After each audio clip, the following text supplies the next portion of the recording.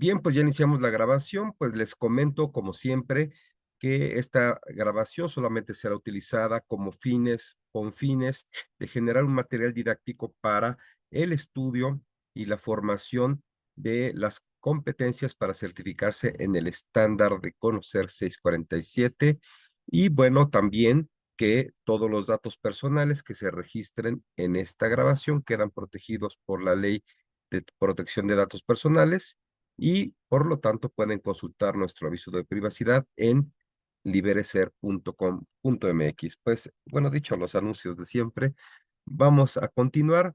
Primero que nada, bueno, me da gusto saludarles de nuevo. Este, Fabiola, María Luisa y a quién tengo aquí más, Hernández. ¿Quién es Contreras? Soy yo, Jen.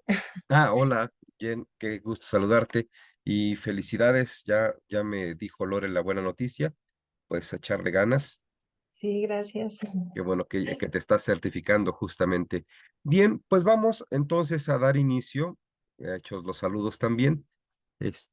Quisiera, bueno, voy como siempre, voy a compartirles una presentación que tengo previamente elaborada en PowerPoint y quisiera iniciar haciendo un repaso del tema de la tutoría, que es un tema que ya vimos, hemos cubierto, pero que me parece importante, necesario continuar repasándolo rápidamente, porque esta es una actividad que el estándar de competencia tienen que desarrollar, desempeñar, tanto de forma grupal como de forma individual para poderse certificar, pero que también es algo que, sobre todo de forma individual, la mayoría de los sistemas de educación media, superior y superior les van a requerir.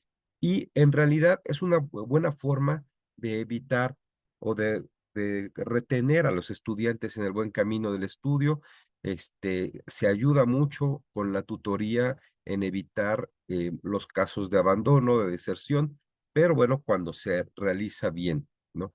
Entonces, bueno, rápidamente en el repaso, esta diapositiva ya la analizamos, pues la tutoría académica, que es la que vemos en este estándar de competencia, pues puede ser formal o informal. Siempre recomendamos más lo formal, aunque lo informal puede surtir muchos efectos importantes, sobre todo cuando un estudiante te pregunta en un pasillo, en tu cubículo, donde te encuentra cosas que no va entendiendo y que tú le puedes recomendar bibliografía, literatura, ejercicios. Funciona muy bien la tutoría informal, pero cuando la realizamos de manera formal, va teniendo una posibilidad de seguimiento muy estructurada. Bueno, las formas de transmitir, la retroalimentación, pues ahí jugamos en los diferentes estilos, puede ser verbal, no verbal, escrita o actuada.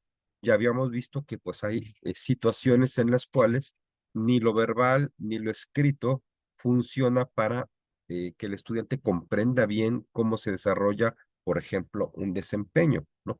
Entonces, a veces tenemos que ejecutar la actividad, es decir, actuarla, demostrarla, para que a través de la apreciación el estudiante comprenda los detalles. Todas estas son formas de entregarle la retroalimentación a un estudiante.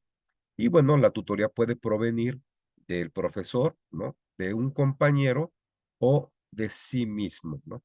Hacemos tu autovaloración en la tutoría de aprendizaje, pero esto se realiza cuando hacemos ejercicios en los cuales los estudiantes tienen que reflexionar sobre sus propios errores y cómo mejorarlos, ¿no?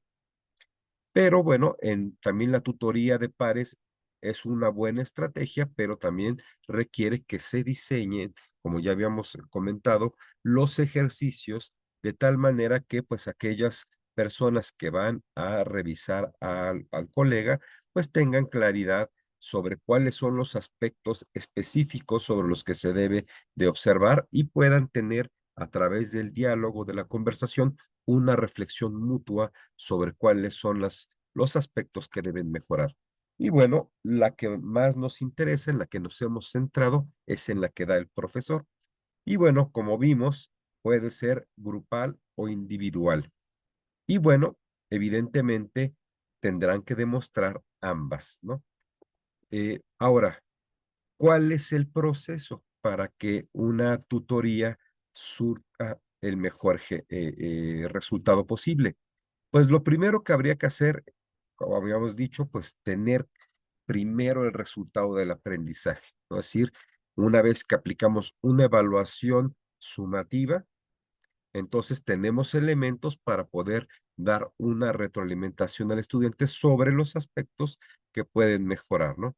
Entonces, primero tendremos que clarificar con el estudiante cuáles son los aspectos que en virtud de una evaluación tiene que mejorar. Entonces, estos aspectos tienen que ser valorados en una conversación donde el estudiante tiene también que expresar sus inquietudes, sus problemas a la hora de enfrentar la evaluación y así esclarecemos mejor cuáles son las circunstancias por las cuales ha cometido estos errores, ¿no? Y bueno, se hacen sugerencias para mejorar. Aquí cabe destacar que siempre es recomendable empezar señalando el logro para evitar que, pues, en personalidades muy susceptibles pueda el expresarle las condiciones o los aspectos problemáticos de su aprendizaje pudiese decepcionarse, generar un contexto emocional negativo para el aprendizaje. Entonces, el estándar de competencia propone este procedimiento. De hecho, así tendremos que llevarlo a cabo en el momento de la evaluación. Primero, hay que realizar la evaluación, perdón, la tutoría grupal. Se termina la evaluación, ya estamos en la secuencia de cierre y ahí mismo, en el desempeño, esto puede o no estar planificado, nada más es un acotamiento, porque a veces no importa si no está en el plan, lo que nos requiere el estándar de competencia es que planifiquemos la sesión hasta el cierre. Si planifican la tutoría, no pasa nada. De hecho, estaría mejor. Pero si no, no pasa nada, pero tienen que seguir estos cuatro aspectos o cumplirlos. Dar el informe del cumplimiento de los criterios académicos, ¿no? Es decir, evidentemente los criterios académicos son aquellos que corresponden a la evaluación, ¿no?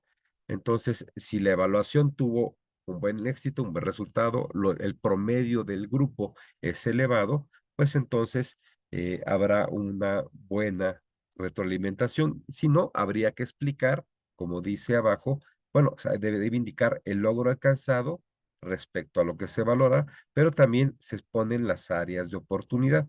Como ya hemos dicho, ya que se exponen los resultados, hay que hacer énfasis en el logro, lo que se hizo bien, y señalar las áreas de oportunidad. Y bueno, acordando las acciones para mejorar el resultado con el grupo, ¿no? Es decir, tomar algunas participaciones, eh, preguntar qué se van a comprometer y que los propios estudiantes de forma grupal establezcan un compromiso, ¿no? Aquí es importante entonces, como nota también, que cuando ustedes estén desarrollando este desempeño, este, tomen un momento para obtener los resultados de la evaluación sumativa y que sepan poderlo contrastar, sepan cuál es el promedio del grupo, ¿no?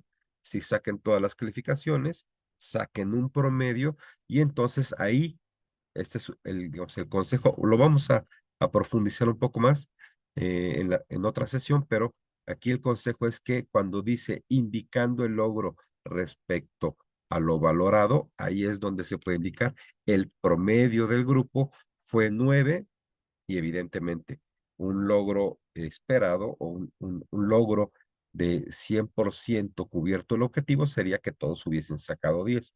Ahí es donde podemos aclarar de forma numérica las diferencias que de otra forma podrían ser, sobre todo cuando se van a certificar por el tiempo, podría llevar algún tiempo adicional o ser más largas las exposiciones, que bueno, en el contexto real pudiesen ser necesarias, pero en un contexto simulado, pues esta contrastación basta con decir, pues esperaríamos que todos saquen 10, pero el promedio fue este, ¿no?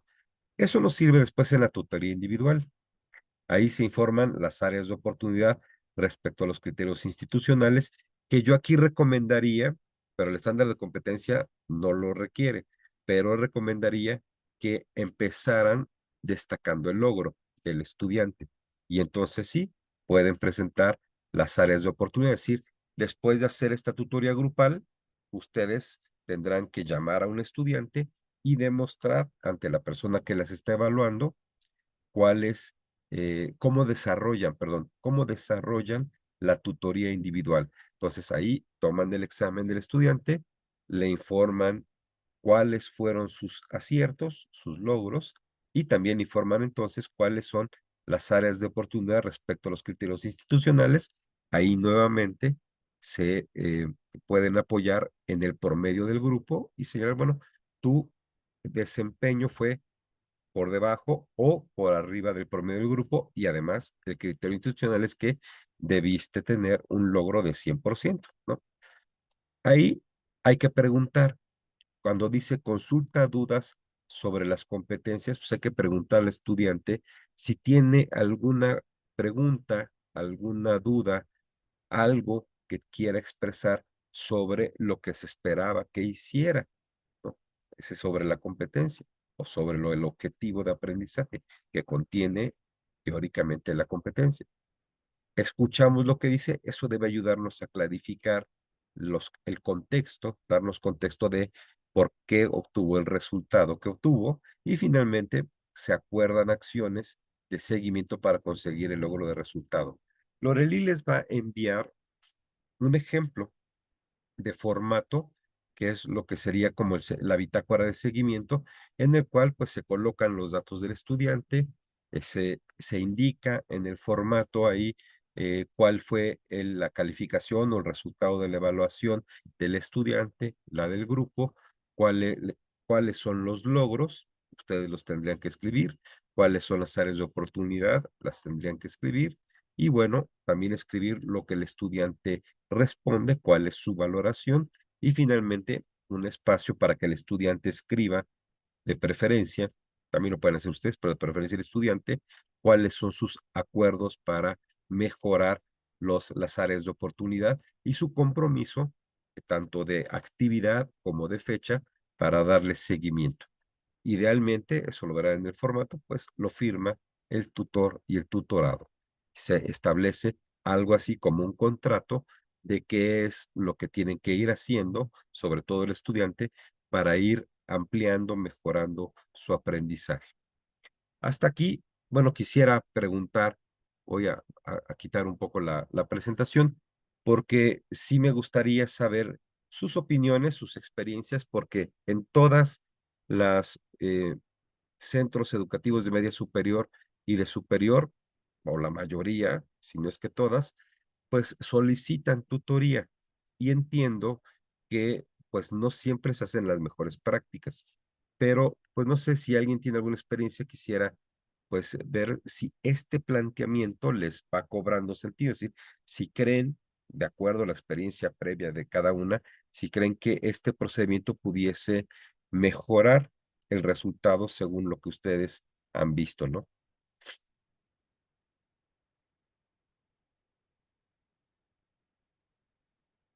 Bueno, a veces me siento muy solo sobre todo en este grupo, comentan pocas cosas, pero espero que en realidad estemos aportando algo. De todas maneras, en las tutorías van a salir algunas dudas, pero entonces continúo con la presentación.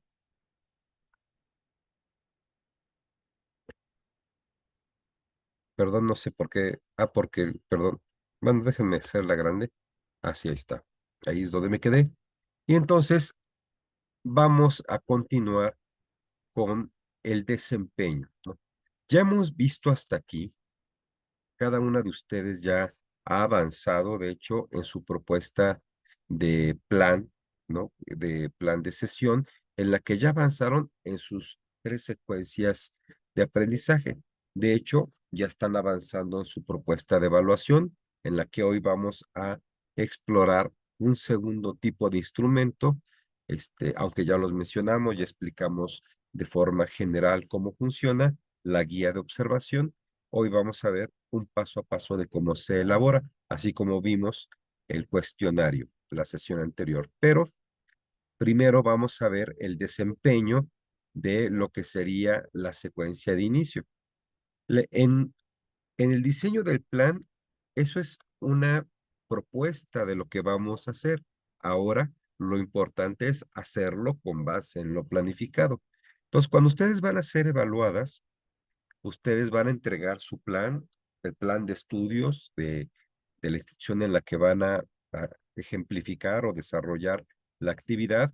Evidentemente, todo eso ya platicamos. La persona que evalúa va a analizar la congruencia de su planeación, de su objetivo con lo que propone el plan de estudios y después les va a decir, bueno, después de analizar y valorar las características de la planeación, que esté completa, que tenga todos los elementos que hemos señalado, ¿no? En las sesiones anteriores, les va a decir, pues adelante, inicia tu clase. Y entonces ahí lo que se espera es que ustedes desarrollen la sesión con base en lo que han planeado. Por eso les hemos dicho que es muy importante que el tiempo que estimen esté cercano a lo que realmente van a desarrollar. Y bueno, vamos a ver que en la secuencia de inicio, por ejemplo, ustedes van a planificar fundamentalmente tres cosas. Las dos actividades que están aquí señaladas, la activación de los conocimientos previos, la información sobre el objetivo eh, o propósito y el aprendizaje esperado de la sesión.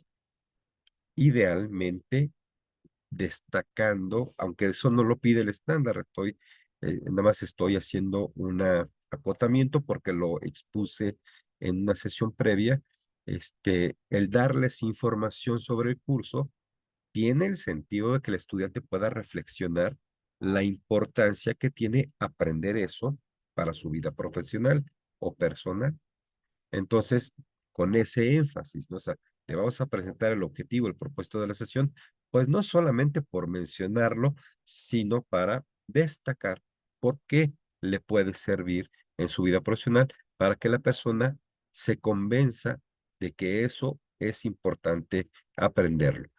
Y aplicamos la evaluación diagnóstica. Tres cosas, pero podemos equivocarnos, podemos olvidarnos y entonces aquí mis recomendaciones para que en el momento que estén desarrollando el desempeño no les pase eso. Mi propuesta es que ustedes se apoyen en un PowerPoint y que, de ser posible, yo les insistiría en que así sea, de ser posible, en una de las sesiones de tutoría que tengamos antes de la evaluación, me lo muestren para más o menos verificar que les sirve de respaldo para no omitir ninguna actividad. Parece, cuando vemos las secuencias didácticas, pues no son tantas cosas, si me voy a acordar. Por alguna razón, a veces los nervios nos traicionan, estamos en una evaluación, eso subjetivamente nos afecta y por alguna cosa podemos olvidar y entonces generar una reducción de puntos en la evaluación, lo cual no es deseable. Si hicieron una buena planeación, la revisamos, hicimos tutoría, pues vamos a tratar de que también su desempeño sea lo mejor logrado posible.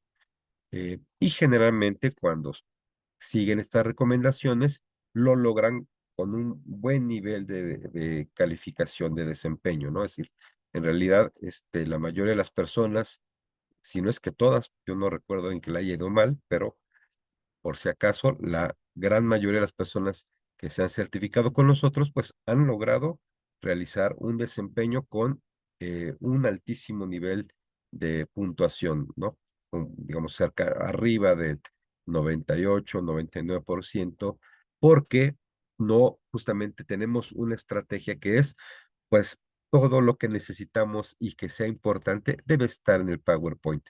Entonces, aquí en esta ejemplificación de recomendaciones, estoy poniendo en el lado azul oscuro, es lo que dice textualmente la ficha del estándar, que son las cosas que se espera que hagan dentro de la secuencia de inicio. Es decir, lo que ustedes van a empezar cuando digan, adelante, empieza tu sesión, bueno, además de saludar, además de lo que ustedes tengan pensado para detonar la atención de sus estudiantes, deben explicar, es lo que dice ahí, explicar a los alumnos el propósito de la sesión, las competencias a desarrollar, la contribución de la sesión al logro del resultado de aprendizaje. Entonces, evidentemente, ¿cómo se resuelve? ¿Cómo no se nos va a olvidar? Hagamos una diapositiva donde no pasa nada si tenemos, aunque sea nada más escrito el propósito o el objetivo de la sesión. Obviamente ya sabemos que tenemos que contextualizarlo señalando por qué ese objetivo contribuye al aprendizaje del perfil de egreso del profesional. Ahora, si no queremos dejar cabos sueltos, inclusive esto también lo ponemos como un bullet o como una pregunta, ¿cómo contribuye este objetivo a el aprendizaje del profesional o del bachiller? Y bueno, ya sabemos que lo tenemos que presentar o exponer. Ya ustedes decidirán cuál es la actividad con la cual presentan esta información, pero ya sea que sea una exposición, ya sea que sea una lectura, ya sea que hagan una actividad reflexiva, pues como sea que lo hagan, lo recuerdan porque es su primera diapositiva.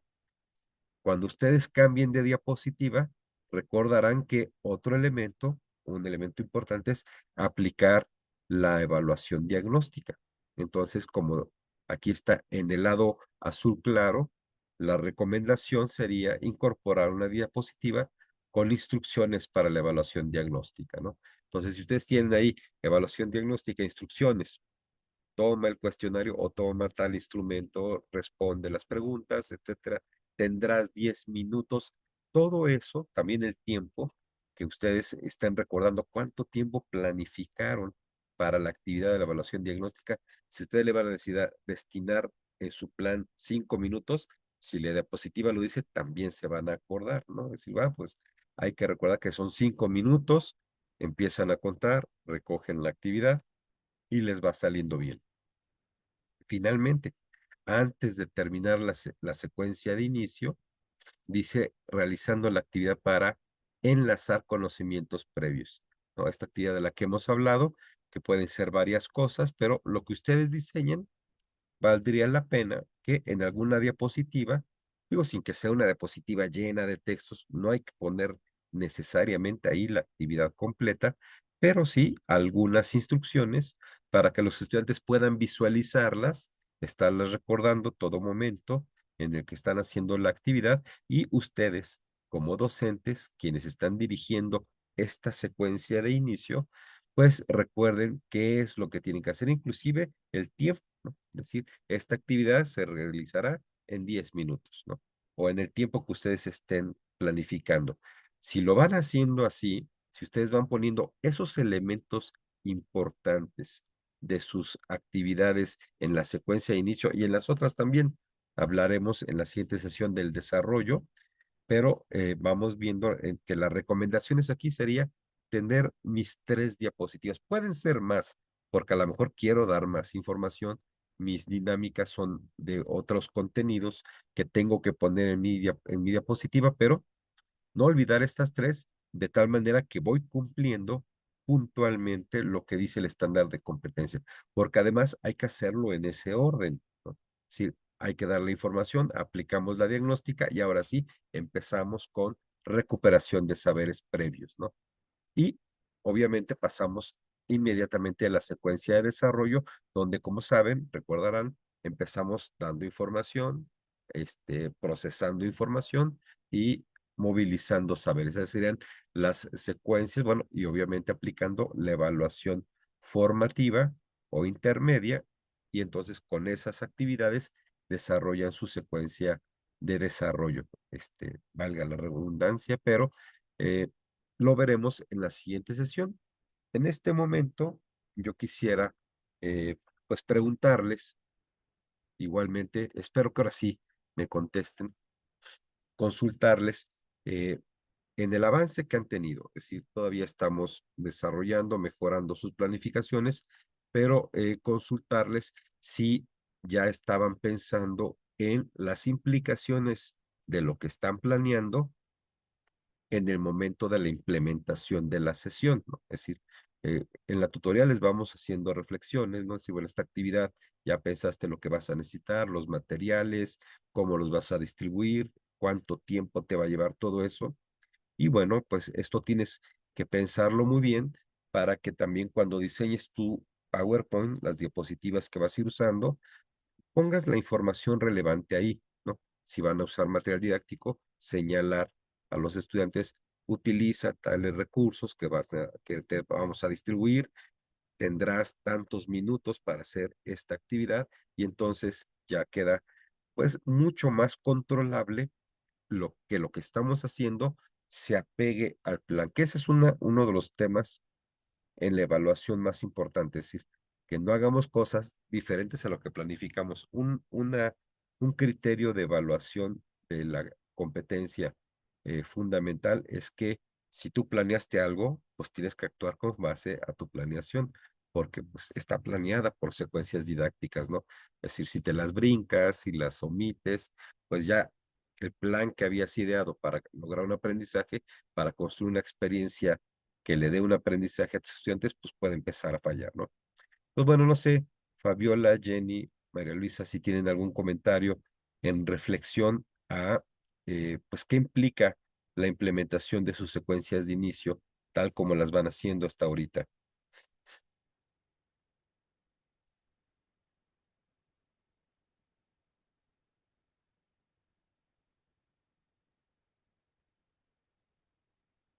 Bueno, ha de ser porque no sirven sus micrófonos, ¿verdad? También me pueden escribir, claro que sí.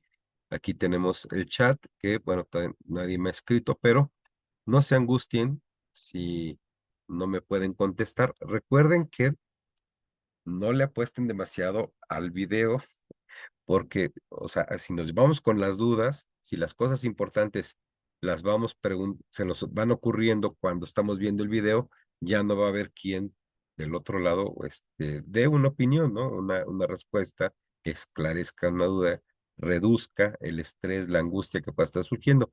Entonces, bueno, ahorita podemos aprovechar, pero voy avanzando. Entonces, lo siguiente, ¿no? Ya que vimos las recomendaciones para la secuencia de inicio, que tiene que ver con cómo voy a apoyar, cómo se van a apoyar ustedes para desarrollar sus sesiones y que se apeguen a lo planificado, que no omitamos, que no se nos olvide, que no se nos salga de control el tiempo, ya que tenemos esto controlado con nuestras diapositivas de PowerPoint, pues quisiera comentarles finalmente, para ir desarrollando poco a poco este tema, que pues puede ser largo, pero me parece relevante este tema de la evaluación.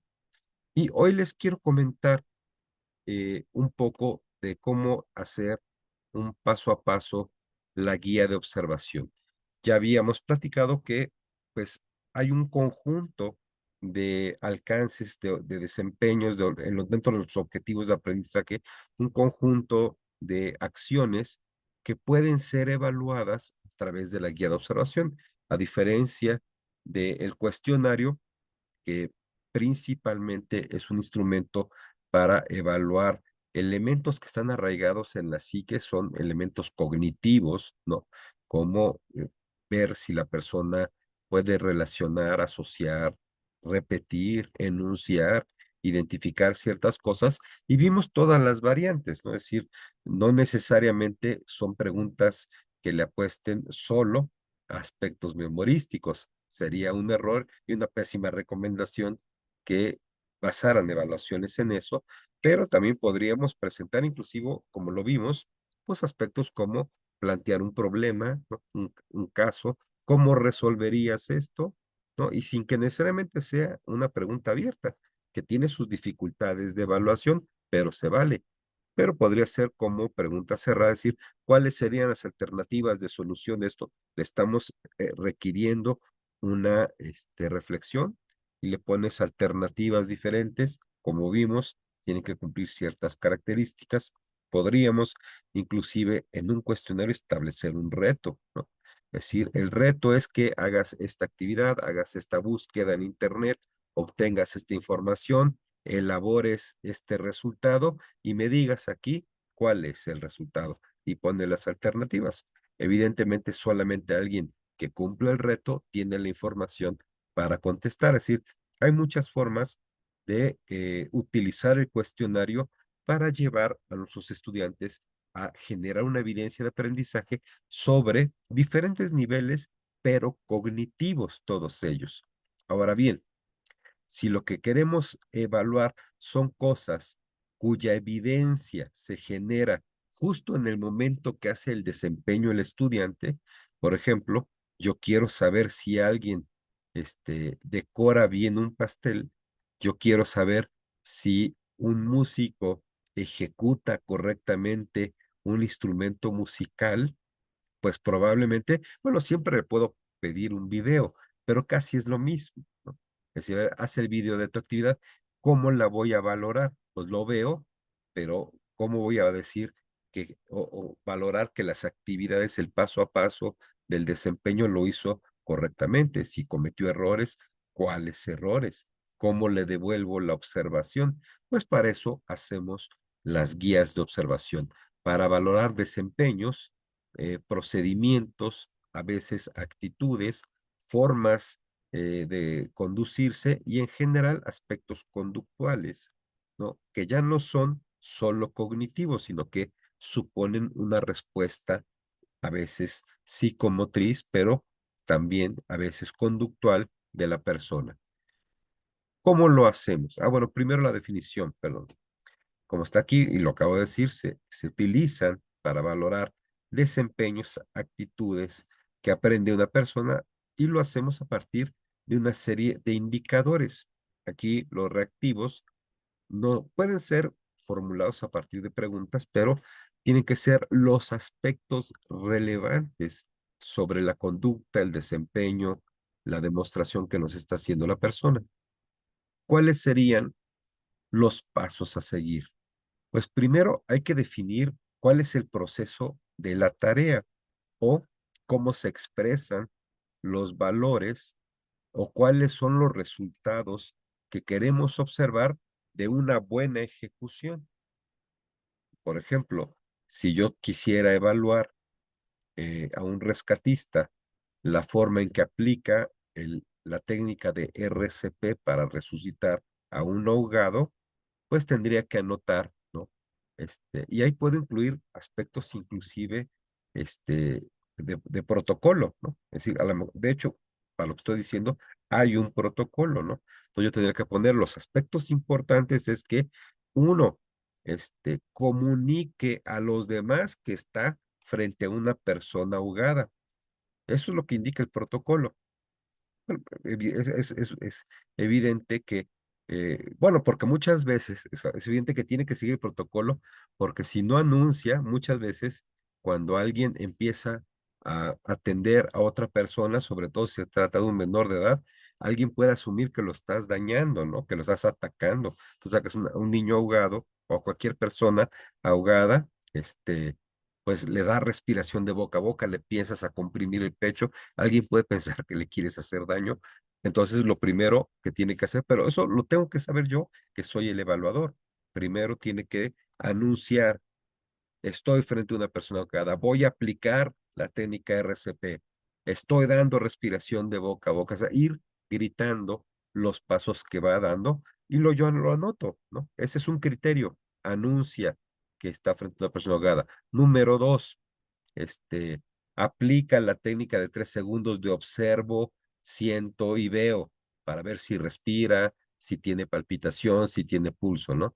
Entonces, bueno, luego aplica la técnica para encontrar el nivel de frecuencia cardiovascular en alguna de las arterias. Después, así, hay una serie de pasos y yo voy determinando, además, en este instrumento el orden importa, ¿no? Si yo no, si yo llego con una persona y por ejemplo, que se está ahogando y le aplico el protocolo al revés o empiezo con un paso que va hasta el final, pues a lo mejor no le ayudo nada, ¿no? Porque el orden para poder resucitar a la persona, pues importa, ¿no? Y en casi todo, ¿no? Igual cuando digo sin que esté en juego la vida, el orden importa para que salga bien una situación. Por ejemplo, alguien que va a dar servicio a clientes, ¿no?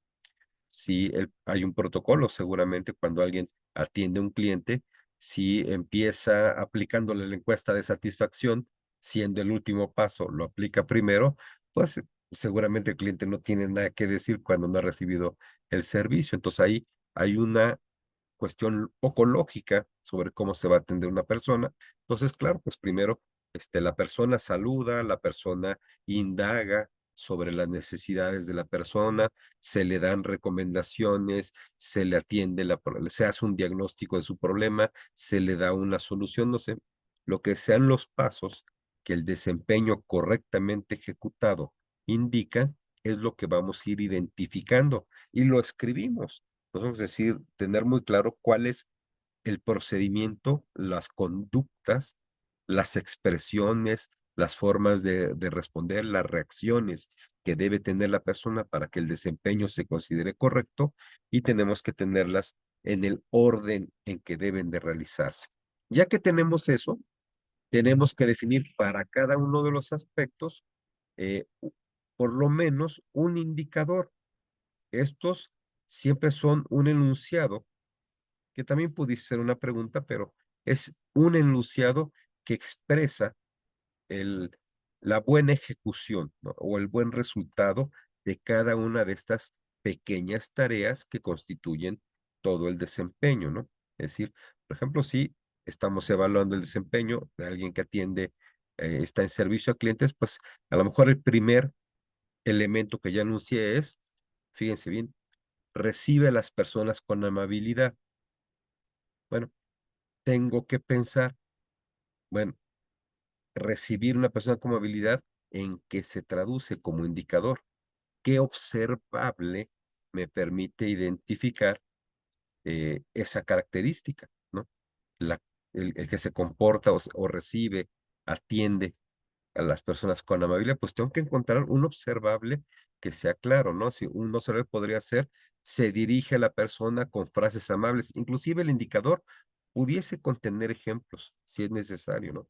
Por ejemplo, buenos días, por ejemplo, ¿qué le puedo ayudar? Por ejemplo, pero son ejemplos, pero la idea del indicador es ese enunciado que yo, bueno, el evaluador tiene que entender, observar y entender si se cumplió o no se cumplió. ¿Fue amable? No debe ser algo subjetivo, debe cumplir un indicador. ¿Cuál fue el indicador? Utilizó o dio la bienvenida utilizando frases cordiales como, ¿no? Ahí está, ese es el indicador. Por ejemplo, habrá indicadores más sencillos, ¿no? Si el observable, por ejemplo, en RCP es dio respiración de boca a boca, obstruyendo las fosas nasales, echando la nuca hacia atrás. Bueno, ahí ya van dos indicadores. Pone la nuca hacia atrás, logra abrir las vías respiratorias, ¿no? Es decir, abrir las vías respiratorias, la garganta, no abriendo la boca, logra introducir aire, ¿no? Bueno, hay todos esos enunciados que acabo de decir, cada uno puede ser un indicador. Entonces, voy cuando estoy evaluando en mi instrumento, voy verificando, ¿no? A ver, a la persona le obstruyó las fosas nasales para evitar que salga el aire, colocó la nuca hacia atrás, logrando abrir al máximo las vías respiratorias principales. Segundo indicador. Tercer indicador, introduce suficiente aire a través de la boca. Cuarto indicador, el paso que sigue, ¿no? Pero el indicador es un enunciado que se puede observar. Es muy importante porque a la hora que describimos el desempeño, a lo mejor queremos que se hagan cosas, pero que todavía somos muy ambiguos, ¿no? Como decir, pues, es amable, ¿no? Ahora, ¿cómo se traduce ser amable en un indicador? Es un enunciado que lo observo o no se observa, ¿no? Esas son las cosas que establecen o que logran ser un indicador. Porque si pongo el indicador simplemente fue amable, recordemos, ese es un problema de validez en mi evaluación, no, perdón, de certidumbre en mi evaluación, ¿no? De validez es que evalúe lo que quiero que realmente que se verifique y pues obviamente, perdón, de confiabilidad, obviamente la confiabilidad tiene que ver con que una persona que sabe hacerlo acredite y a la vez una persona que no sabe hacerlo no acredite. Entonces, si lo dejo a libre juicio de quien observa, ¿fue amable o no fue amable? ¿No? Pues bueno, si es así de abierto el juicio, pues para alguien que pues a lo mejor tiene eh, una educación de poco, así, de poca amabilidad, pues cualquier cosa es ser amable, ¿no? Y a lo mejor alguien que tiene una educación de altos parámetros va a reprobar a todo el mundo, porque va a decir, no, pues es que no fuiste, sí dijiste buenos días, pero te faltó más amabilidad, ¿no? Así, reverencias, hay muchas cosas más que puedes hacer. Claro, a ver, pero ¿hasta dónde es lo que queremos que haga la persona que atiende a un cliente? Entonces, ahí es donde el indicador acota, deja muy claro cuál es el observable y elimina estas posibilidades de ambigüedad que lleven a que quede, ahora sí que a juicio del evaluador, si lo hizo bien o no, pero eso puede llevar a que alguien que lo haga bien aún así repruebe, porque pues a gusto de quien es muy exquisito no fue suficientemente amable y le pone que lo hizo mal, ¿no? Entonces, eso es la importancia de los indicadores, pero para cada elemento relevante del desempeño debemos de tenerlo. Y bueno, también tenemos que definir cuál es el valor o la ponderación en porcentaje de cada uno de estos indicadores. ¿Qué tan importante es la amabilidad? Seguramente mucho, pero ¿cuánto? 10%, 99%, pues casi con eso acredita, ¿no? O sea, tampoco tenemos que encontrar una distribución, pero que no necesariamente es equitativa, ¿no? Es decir, por ejemplo, en la aplicación de RCP, pues a lo mejor es importante anunciar que estoy frente a una persona ahogada y que le voy a dar primeros auxilios, a que los demás que están ahí viéndome sepan que no tengo malas intenciones, ¿no? Bueno, es importante, pero eso a lo mejor si no lo hago, no compromete la vida de él. O sea, si yo llego y de volada empiezo el procedimiento, pues el que está en riesgo soy yo, ¿no? El que después pueden meter a la cárcel porque me sacan una selfie descontextualizada cuando estoy presionando el pecho de alguien y va a decir, no, este pervertido, y entonces sí, a mí me va mal por no haber dicho, ¿saben qué? Está ahogado y lo voy a ayudar. Pero la persona vive, ¿no? Bueno, o las probabilidades de que viva siguen siendo altas o suficientemente buenas porque le aplica el procedimiento. Entonces, a lo mejor eso vale, pero no, como no se pone en riesgo la vida de la persona, pues entonces vale 10%, ¿no? 5%. O sea, lo hiciste mal, pero no por eso va a morir la gente. Ahora, pero si no lo haces, sí va a pasar algo malo, es decir, sí tiene que tener un valor, pero habrá cosas que tienen un enorme valor, ¿no? Por ejemplo, si no da respiración de boca a boca, pues probablemente la compresión al pecho no sea lo suficiente para que la persona sobreviva. Ya comprometiste la vida de la persona o simplemente, si llegara a sobrevivir, si su corazón llegara a reaccionar, al no haber introducido suficiente oxígeno y pasar varios minutos, pues puedes generar daño neuronal grave, ¿no? Si lo sacaste de la muerte, pero no evitaste daño neuronal muy grave. ¿Por qué? Pues por la falta de oxigenación hace que las neuronas mueran aceleradamente y la persona, pues algo malo ya va a pasar en su vida, ¿no? Va a tener un problema de por vida derivado de una mala atención, una mala aplicación del RCP. Bueno, entonces ahí te voy a bajar uno 10%, ¿no? La persona, si lo hubieras hecho en contexto real, hubieras dejado graves secuelas de salud, entonces se aplica un porcentaje mayor. Es más relevante para el resultado final el no haber dado respiración de boca a boca que el no haber cantado, estoy frente a una persona ahogada y voy a aplicar primeros auxilios, ¿no? O sea, si no lo canto, pero lo saco adelante, pues a lo mejor, bueno, ok, un tachecito, sacas 9, pero acreditas. Pero el otro sería importante, ¿no? Es decir, a lo mejor ahí tiene que ser ese más otro error, se te muere, o sea, reprobado, ¿no? Ese puede valer, pues, 15 o 20%, ¿no? Eso es lo que hay que ir definiendo. Y por eso es muy importante que, sobre todo en la guía de su oración, lo había dicho en el cuestionario, porque pasa lo mismo, pero sobre todo en las guías de observación, la ponderación difícilmente debe ser la misma, ¿no? Es decir, no todos los pasos deberían ser igualmente de importantes, ¿no? Es decir, debe haber pasos cruciales, determinantes, que pueden hacer que el resultado se comprometa si no se ejecutan correctamente. Y otros que pueden afectar, pero que en el proceso pueden de todas maneras dar un buen resultado. Entonces, ¿cuál es la ponderación que tiene cada uno de los factores en el desempeño? Cada uno de los indicadores. Ahora, elementos a considerar se debe, como en el cuestionario, evaluar lo esencial. Si estamos digo, claro, si el protocolo es muy largo, más bien si el desempeño es muy largo, a veces queremos evaluar el desempeño de una persona a lo largo de toda su jornada laboral, pues porque todo es importante, ¿no? Porque aplican varios protocolos, ¿no? Entonces, bueno, pues hay que hacerlo en el tiempo que hay que hacerlo, ¿no? Pero lo que sí es que se debe evaluar las cosas esenciales. Es decir, la guía de observación tampoco debe ser un registro tan exhaustivo, ¿no? Por ejemplo, si vamos a evaluar el desempeño de un operador de metro, no sé si eso exista, pero debería, ¿no?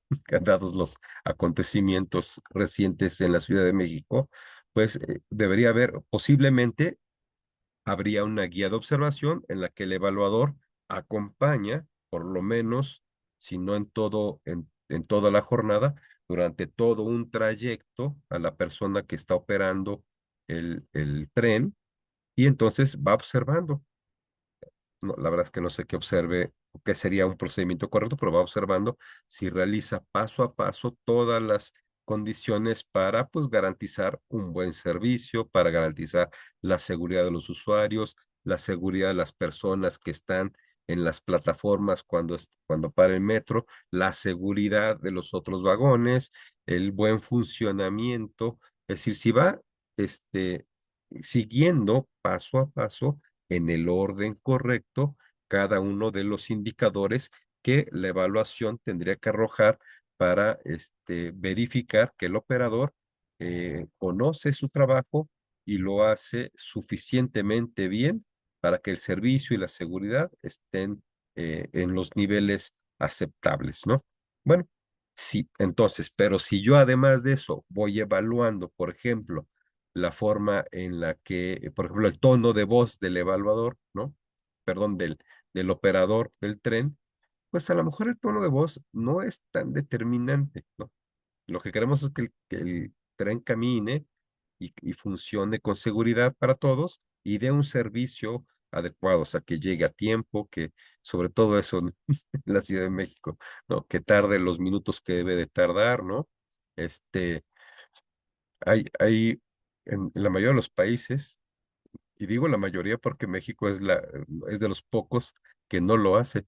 Tienen un reloj donde indican a qué horas llega el siguiente tren y llega, ¿no? O sea, sí están bien planificados. Aquí no, porque pues, no sabemos, ni el operador sabe a qué horas va a llegar. Pero bueno, esos son aspectos de calidad que seguramente se logran cuando todos hacen su trabajo correctamente, en los tiempos correctos, se van tomando las medidas, pero aquello que es irrelevante, estuvo observando si su reloj funcionaba correctamente. Pues a lo mejor si su reloj falló, no era relevante para el buen desempeño. Es decir, tenemos que ver solo lo que es relevante. Van a pasar a lo mejor otras cosas. La persona que está desarrollando el desempeño hará otras actividades, ¿no? Va a moverse, va a hacer gesticulaciones, pero eso la pregunta es, ¿afectará o no el resultado? Evaluemos solo lo relevante, ¿no? Porque entonces, nuevamente, ¿no? Comprometemos la confiabilidad, ¿no? Es decir, si yo voy a reprobar a alguien que hace un buen desempeño, pero porque tal vez y voy a poner un ejemplo terrible, ¿no? Pero para, a lo mejor para denotar el elemento, pero tal vez sus prácticas de higiene no son las mejores, ¿no? Es una persona que pues no se lava bien los dientes, los tiene muy amarillos, tiene mal aliento, pero bueno, es un operador de tren, nadie interactúa con él. ¿Funciona o no funciona el tren? ¿No? Si yo lo voy a reprobar, a pesar de que es un buen operador porque tiene malas prácticas de higiene bucal, pues tal vez no estaría haciendo lo correcto, a menos que mi evaluación tuviera que ver con eso. Digo, si da servicio al cliente, sí, seguro sería un tema, ¿no? No ser repulsivo, ¿no? Pero en el caso de un trabajo que se desarrolla así como en lo más privado o lo más aislado, ¿no? De como sería una cabina de operación de un tren, pues bueno, a lo mejor eso no es el tema a evaluar y no debería yo evaluar si la persona, porque entonces igual, si yo le doy un peso a eso, alguien puede reprobar porque tiene buena higiene bucal, aunque choque el tren, ¿no? Es decir, aprobado por su buena higiene bucal. Sin embargo, no estoy valorando lo relevante. Entonces, debemos evaluar lo que es esencial y que es consecuente con el resultado del desempeño, ¿no? Y así que va a contribuir a que salgan bien las cosas. Debemos centrarnos en los elementos de cada uno de los aspectos, es decir, de ahí sacamos el indicador, el elemento central, lo que yo señalaba, ¿no? Pues si vamos a valorar, tenemos que evaluar la amabilidad, pues cuáles son los elementos centrales que podrían indicar que la persona es amable, ¿no? Es decir, pero centrarnos en ellos, no simplemente enunciarlos y dejarlo, que a veces pasa de ser un mal diseño, como una enunciación apreciativa, ¿no? Pues no hagamos una guía de observación si todo va a quedar a juicio de quien observa. Considerar la integración de conocimientos y habilidades, es decir, el mismo indicador debe englobar que conozca el protocolo y que tenga la habilidad de ejecutarlo correctamente, ¿no? Es decir, no es necesario, como es guía de observación, pues no necesariamente separamos ambas cosas, ¿no? Es decir, el conocimiento sobre el protocolo de seguridad y la ejecución del mismo se hace al mismo tiempo. Yo voy siguiendo mis indicadores y ya incorpora ambas cosas. También debe evitarse una redacción, con lo que decía, de forma apreciativa, ¿no? Es decir, este, por ejemplo, usar palabras como las están aquí, adecuadamente, con eficacia, lo hace bien. A veces hay indicadores, yo he visto instrumentos de guías de observación que el indicador empieza a su juicio o de acuerdo a su consideración. No, pues ya empezó mal el indicador, ¿no? Si es al juicio de quien lo va a evaluar o a la consideración de lo que lo evalúa, pues ya se compromete la confiabilidad, ¿no? Pero también elementos así como realizó la maniobra de forma adecuada. No deja claro cómo la iba a realizar, ¿no? Es como lo mismo que decía, fue amable, ¿no? Es igual, lo dejamos a la apreciación de quien lo está evaluando, cuando lo adecuado, lo eficaz, debe estar muy claro en un resultado, en una forma, en un observable muy claro, ¿no? Muy objetivo para evitar este problema de confiabilidad. Y bueno, no incluir lo que decía, indicadores basados en opiniones, ¿no? En su opinión, fue amable, entonces, con lo que decía, pues ya es un universo, pues depende quién te evalúa. Si te evalúa el que tiene altísimos parámetros de amabilidad, pues va a reprobar a casi todos. Si te evalúa el que tiene parámetros muy holgados, ¿no? Pues va a aprobar a todos. Entonces, no tenemos confiabilidad, no sabemos realmente si fueron amables o no. No queda la ambigüedad porque el instrumento es ambiguo, está mal diseñado, ¿no?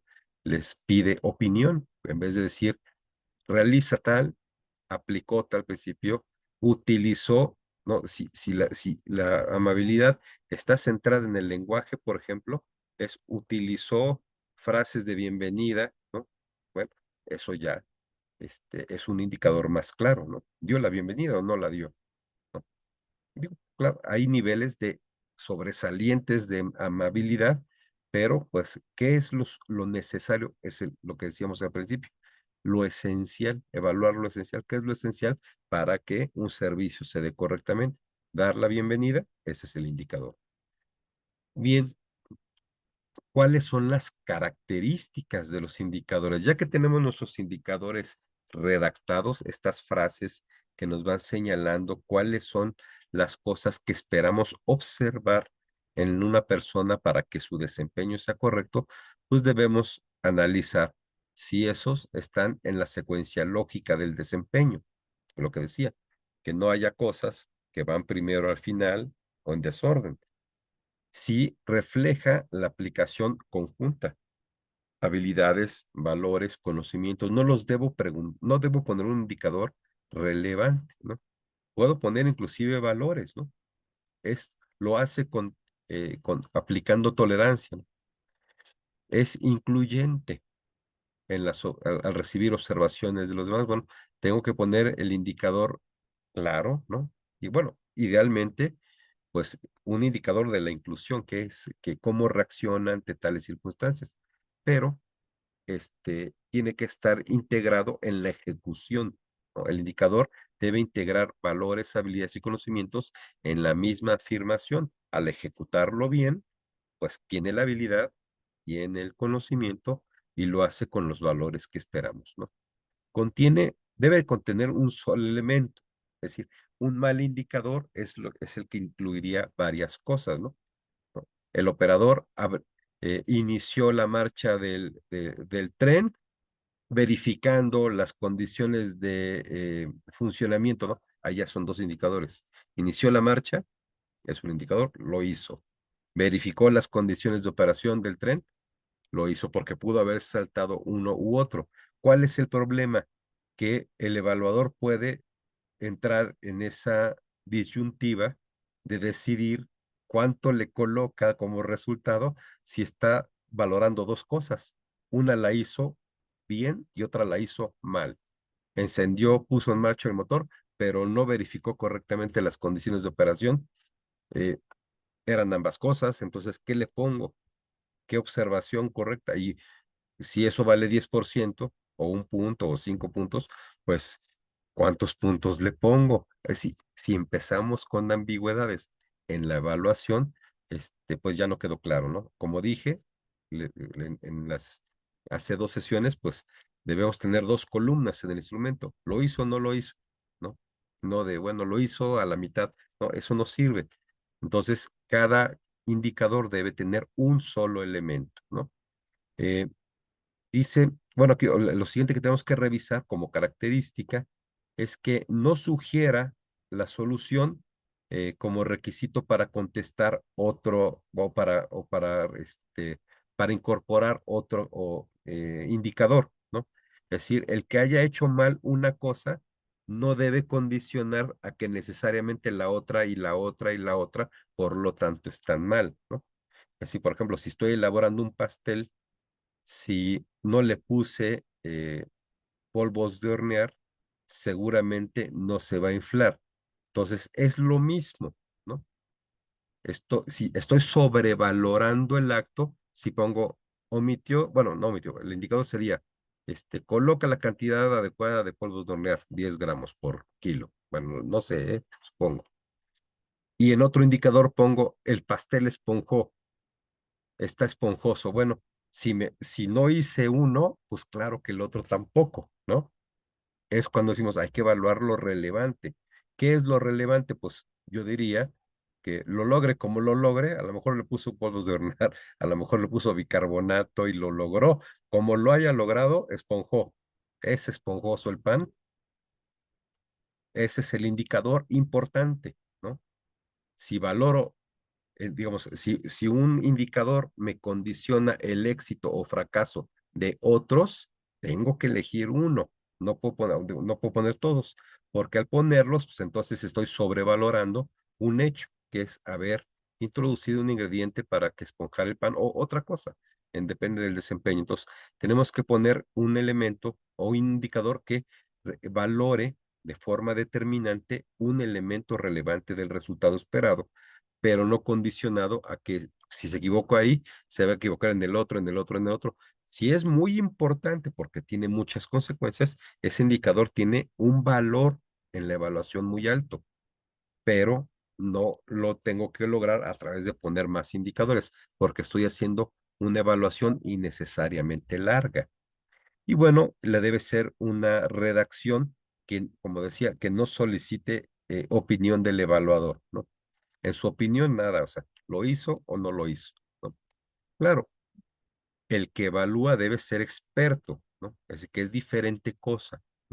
El experto debe saber si está aplicando respiración de boca a boca, si el pastel está esponjoso, o sea, debe poder distinguir si el indicador se realizó o no, pero es diferente a tener que opinar a requerirle una opinión sobre el desempeño de la persona que está evaluando, ¿no? O sea, se evalúan aspectos objetivos, hechos muy concretos y no apreciaciones, ¿no? Bien, el ejemplo es el mismo que ya habíamos visto en la otra sesión, ¿no? Simplemente para ver cómo es el instrumento. El ejemplo, pues aquí no hay como en el cuestionario muchos ejemplos.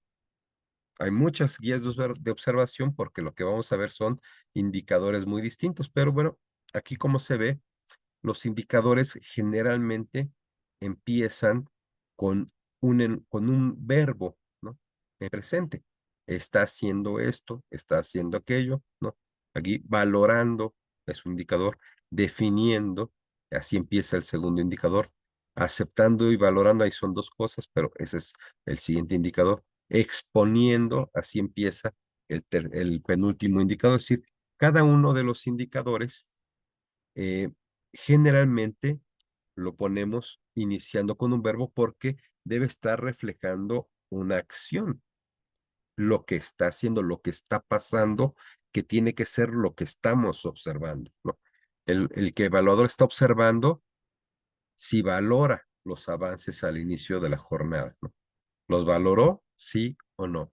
Evidentemente, pues allí hay una expertise sobre eh, si la valoración es correcta, porque pudo haber dicho algo, pero dicho mal, y entonces ponemos no cumple, y como les decía, obligatoriamente la observación, ¿por qué considero que no lo cumplió? ¿No? Pues porque dijo cosas, dijo tú tienes 10, pero no es una valoración porque no le explicó sus logros y sus errores. Un experto en trabajo en equipo sabe que valorar el desempeño de alguien no es decirle, tú tienes 10 y tú 8, bueno. Eso no le dice una idea de cómo es su trabajo. Entonces, bueno, por eso le puse que no cumplió. Ese es el papel del experto que está evaluando, no el de decir, bueno, los valoró adecuadamente. Ahí sí ya, adecuadamente, pues depende de los niveles de tolerancia que tiene una persona, va a decir si es adecuado o no.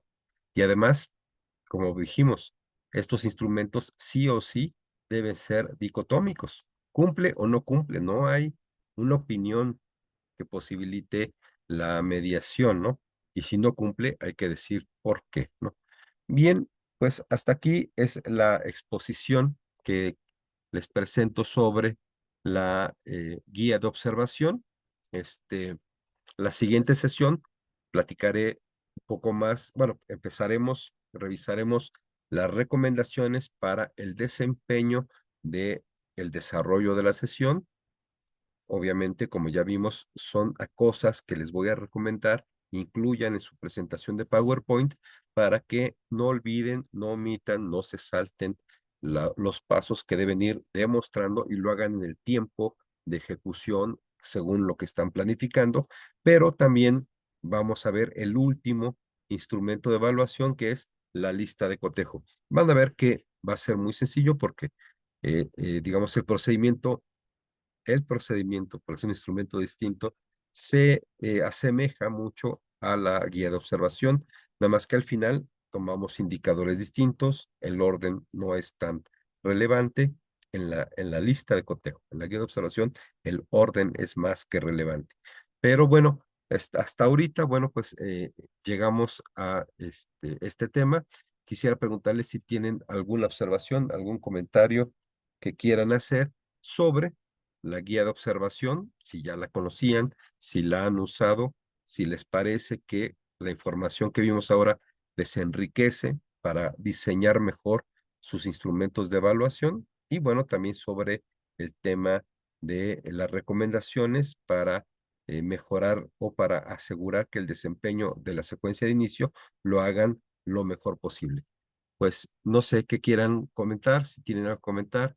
Jenny, Fabiola, María Luisa. Fabiola dice, hasta el momento tengo clara la información, sigo trabajando en mi tema. Pues muy bien, María Luisa, pues seguramente ahí vamos, ¿no? Entonces, pues nos estamos viendo entonces en la siguiente sesión. A partir de ya, espero que estén todas ustedes ya en sus citas de tutoría. Este, creo que voy a empezar a ver algunas de ustedes. Ya había hablado con Jenny, pero bueno, vamos viendo sus productos, ¿no? A fin de que podamos tener una retroalimentación, ¿no? Así como lo he visto, pues, decirles sus logros, pero también decirles cuáles son los aspectos que podrían mejorar para asegurar lo más posible nuestra evaluación y bueno, pues logren una certificación muy exitosa. Bien, pues hasta aquí la sesión de hoy. Me dio mucho gusto saludarles.